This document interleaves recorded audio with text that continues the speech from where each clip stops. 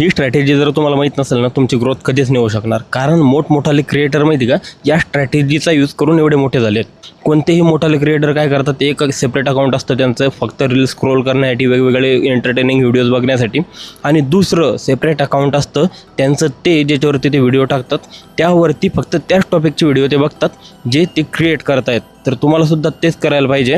तुम्ही ज्या कोणत्या टॉपिकवर व्हिडिओ बनवतात का, तुम्ही त्या अकाउंटवरती फक्त तेच व्हिडिओ बघा आणि तुमचं एंटरटेनिंग कंटेंटसाठी, रील्ससाठी वेगळे अकाउंट ठेवा. म्हणजे काय होतं, एकतर अल्गोरिदमला एक आयडिया भेटते की तुम्हाला कोणतं कंटेंट आवडतं आणि त्या लोकांपर्यंतच तुमचं कंटेंट पोहोचतं. आणि दुसरी गोष्ट म्हणजे तुम्हाला वेगवेगळ्या आयडियाज भेटत राहतात. जसं जसं तुम्ही रील्स बघता, तुमच्या ज्या व्हिडिओवरती ज्या टॉपिकवरती व्हिडिओज बनवायचे त्याच्यावरती रील्स बघता, पोस्ट बघता, वेगवेगळे व्हिडिओज बघता, तर त्यातून तुम्हाला आयडियाज येतात नेक्स्ट टॉपिक काय बनवायचा आहे, नेक्स्ट तुम्हाला कोणकोणत्या ट्रेंडिंग गोष्टी आजकाल सुरू आहेत, तर याच्यामध्ये तुम्हाला एक क्वालिटी कशी इम्प्रूव्ह करता येईल या गोष्टी तुम्ही विचार करता आणि तुमची मसल मेमरी जी आहे त्या गोष्टीसाठी अजून इम्प्रूव्ह होत चालते.